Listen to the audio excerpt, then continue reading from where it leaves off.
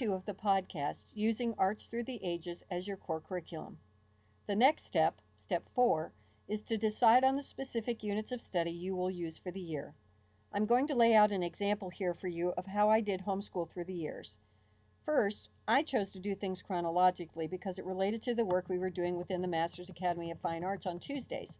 So step 1 was to choose a time period, and for this example, I'm going to use the Romantic period. Next, I chose the topics that I wanted to cover in this time frame. Those included westward expansion, the Industrial Revolution, the Civil War, inventors and inventions, and the Victorian Age. Next, I laid out my annual calendar and chose units by month. So, from September through October, we talked about the Civil War.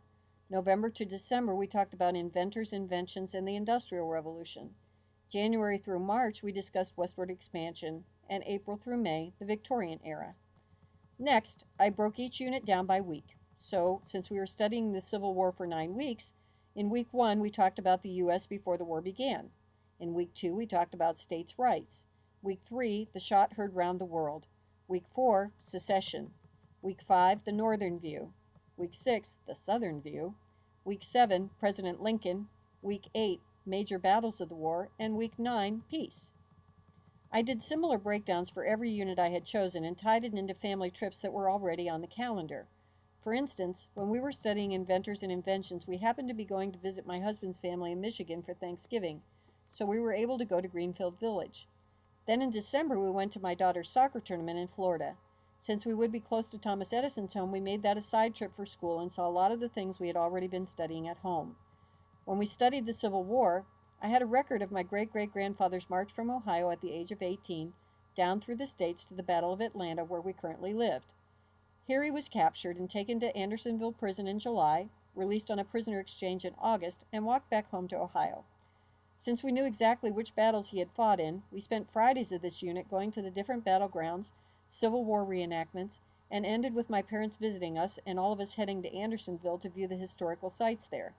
Now that's the way to study the Civil War. My kids remember every single bit of it to this day.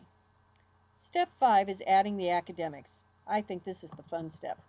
I'm going to give you a little bit of an overview of how we tied in the academics while studying the inventors unit. First, we read the Book of Inventions together, and then I had each child read a biography of a famous inventor on their grade level and write a report about it. Since this unit was mostly about science, we studied the different discoveries and, where possible, tried to recreate their experiments. In math, we continued with our regular math program but added in special math questions that concerned the experiments we were studying in science. In grammar, we learned the basics of the scientific method and had the kids write up reports using this outline form for each experiment we did. We also worked on spelling and discussed the root words of scientific terms. For literature, we attended the Christmas Carol and read Oliver Twist to help better explain the Industrial Revolution in England. In the arts, we discussed the importance of accurate drawings for scientific experiments and findings. We worked on a basic drawing skills book for this unit. For music, we discussed the beginnings of the phonograph and the study of the science of sound, and we experimented with making their own instruments. In Bible, we needed to see what the scripture had to say about the end results. We made sure to include our spiritual emphasis for the year that God is sovereign and He alone reveals His secrets in His own good time. We discussed the fairness of multiple inventors discovering the same thing at the same time, but only one of them getting credit for it. This obviously led to a discussion of predestination and God's ultimate sovereign will. In life skills, we talked about the scientists' need to have everything labeled and put away in an orderly fashion. This was an excellent time to help them organize their closets, their book bags, their bookcases. Everything that needed a system was put into a system. For our field trips, we visited the Science Museum for a day with the inventors. We visited Thomas Edison's home while we were in Florida. We visited Greenfield Village while we were in Michigan, and we saw a Christmas Carol at the Fox. Step 6 is adding additional resources. This is the dessert course. Now that you know your family goals, have a calendar all laid out, have time periods decided on, have a spiritual emphasis for the year, have your units chosen and your weeks laid out with academic tie-ins, now it's time to add fun stuff like field trips, games, videos, computer software, music, art, outside programs to enroll in, etc. This will be where you take all these elements and add them in as needed.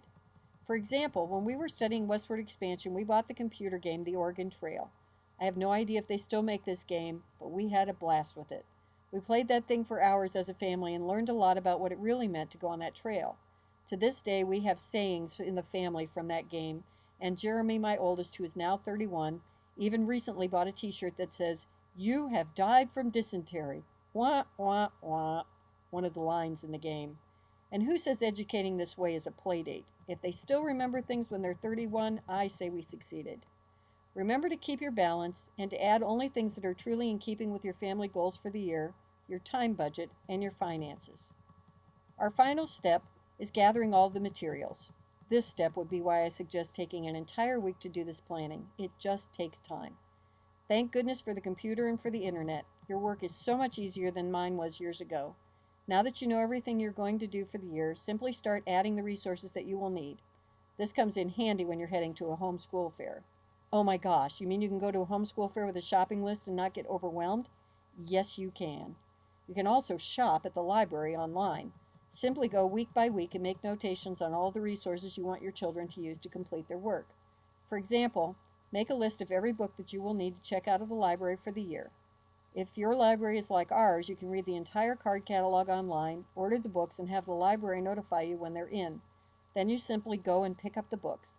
So basically, by knowing which books you will need when, you simply go to the book list about 2 weeks ahead of time, type in the titles at the library, and then go pick them up.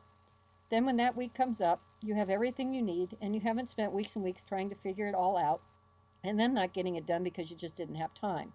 It was already prepared for you in the summer, so now that school has started, you're coasting, eating food from the freezer, taking naps, and eating bonbons while everyone else is scrambling. Feels pretty good, doesn't it? You do the same thing for websites you want them to check out, videos you want to rent, field trips you want to schedule, science experiment kits you want to order. Whatever it takes, plan it all out in advance, put it in a neat little notebook or some file folders, and then know that your work for the year is done.